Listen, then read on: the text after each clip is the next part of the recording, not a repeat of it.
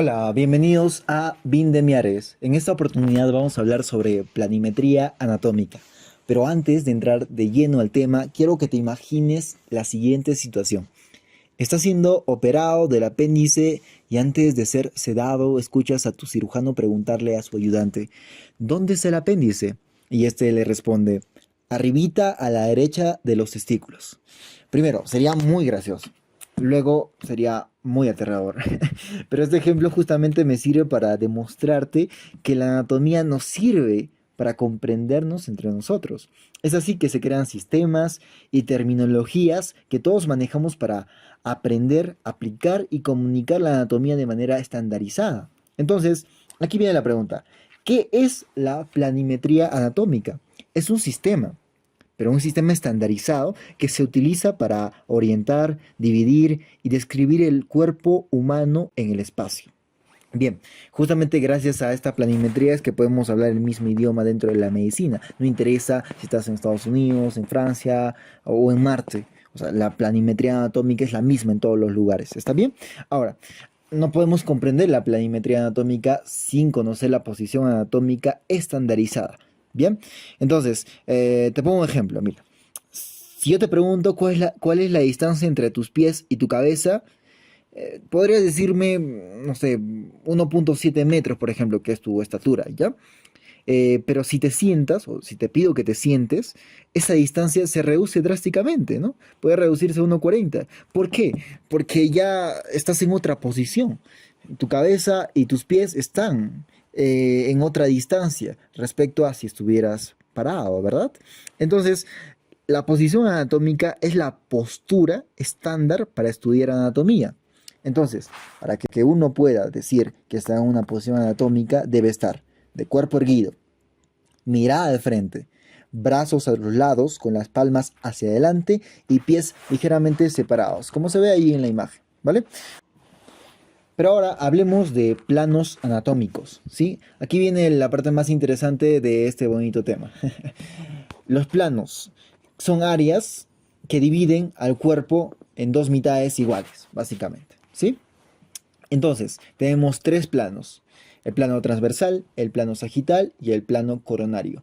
El plano transversal divide al cuerpo en una parte superior y en una parte inferior, como lo vemos ahí en la imagen, ¿no? Que es como un área, un espacio, ¿no? Que está en verde. Está dividiendo el cuerpo arriba, por encima de este plano, y abajo, por debajo de ese plano, valga la redundancia, o sea, una parte superior y una parte inferior. Lo mismo con el plano sagital, que divide el cuerpo en dos mitades, derecha e izquierda, ¿no? Si te das cuenta es como una cresta que le ha crecido ahí, la corta por la mitad, derecha e izquierda. Ahora, hay que hacer una precisión aquí. El plano sagital puede ser sagital, divide el cuerpo en dos mitades iguales, simétricas, o puede ser un plano parasagital, que no es simétrico, es asimétrico. Es decir, imagina que agarro esta sierra o este corte que estoy viendo aquí, y lo pongo aquí por encima de la clavícula, ¿no? O por el hombro, por ejemplo.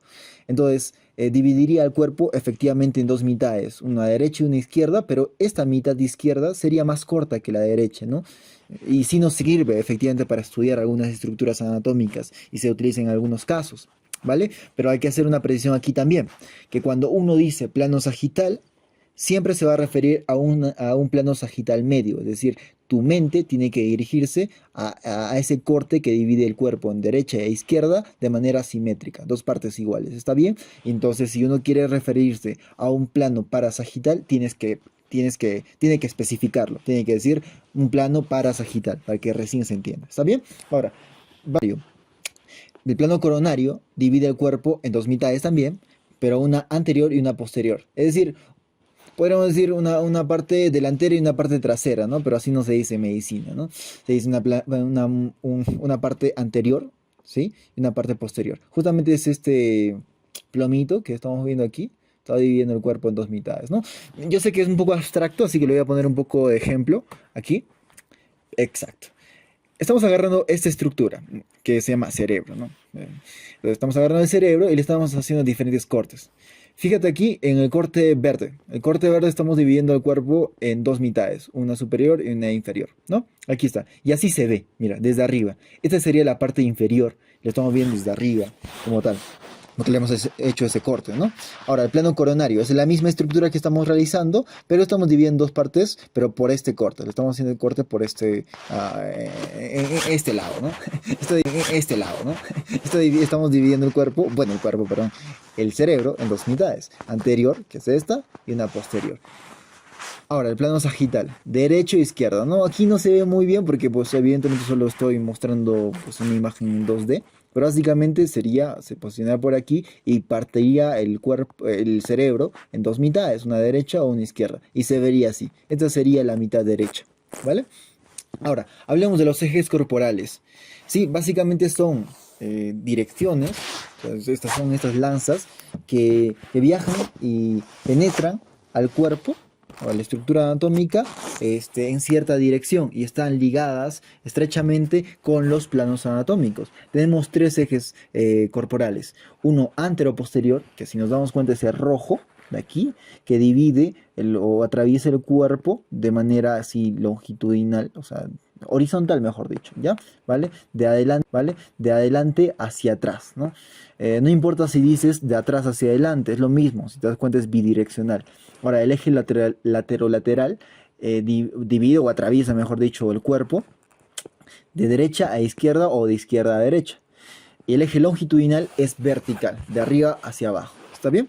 Ahora, ¿cómo se relacionan esto y cuál es su importancia? Básicamente las relaciones que tienen estos nos sirven para poder analizar los movimientos que puede realizar el cuerpo en esta posición anatómica, ¿no? Por ejemplo, el plano frontal coronal se relaciona con el eje anteroposterior. Si nos damos cuenta aquí, el plano frontal o coronario, que es este aquí que está azulito, ¿no? Azul, que ya hemos explicado que divide el cuerpo en una parte anterior y otra posterior, se está juntando con el eje antero-posterior. ¿Y cuál es la lógica para juntarlos, dirás? ¿No?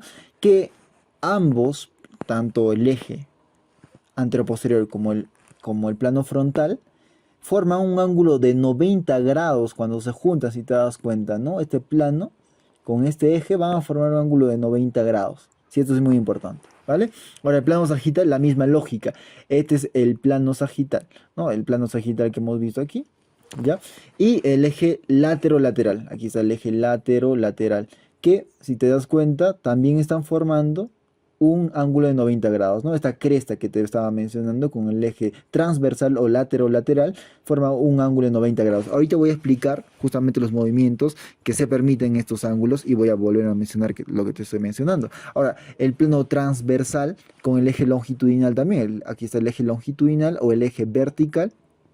Se une juntamente con el plano transversal, este verde que está aquí. Y si te das cuenta, también forma un ángulo de 90 planos. Esto sí puede ser una pregunta de examen, si es que te lo van a preguntar en algún momento.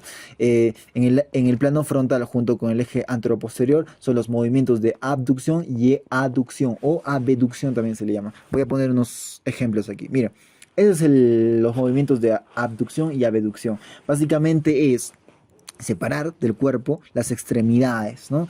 O sea, o movimientos distales, si quieres decirlo de manera más técnica, ¿no?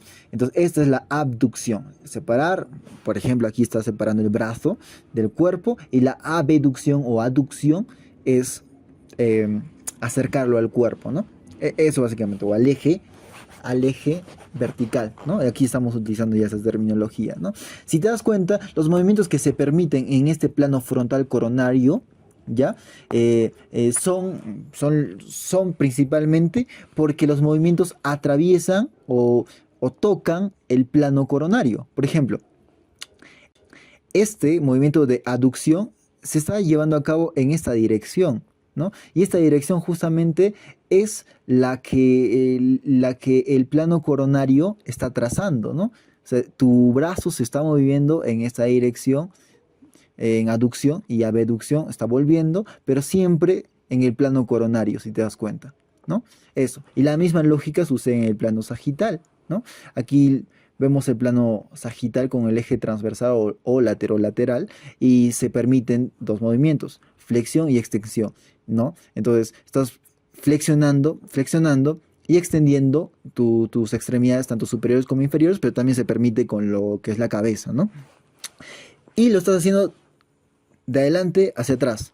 Y justamente esos movimientos van a atravesar o van a pasar, mejor dicho, por el plano sagital. Mira, si tú mueves tu pie hacia adelante y luego lo retraes, estás pasando por este plano sagital. Y luego lo retraes, estás pasando por este plano sagital, ¿no? Esa es la lógica, básicamente, si no quieres memorizar y lo quieres más bien racionalizar, ¿no? O razonar, mejor dicho. Ahora, el plano transversal, la misma lógica, ¿no? Se permite movimientos de rotación externa y rotación interna. Mira, fíjate en el verde. Evidentemente tu codo y tu brazo, o mejor dicho, tu antebrazo, está atravesando ese plano, ¿no? Está pasando por ahí. Si se sale de eso, entonces no es un movimiento que se permite dentro de ese plano. Eso básicamente. Así que no hay mucho más que hablar sobre este tema. Espero que te haya gustado. Si tienes alguna duda, alguna observación, alguna crítica destructiva, puedes ponerlo en los comentarios. Y bueno, nos vemos en el próximo video.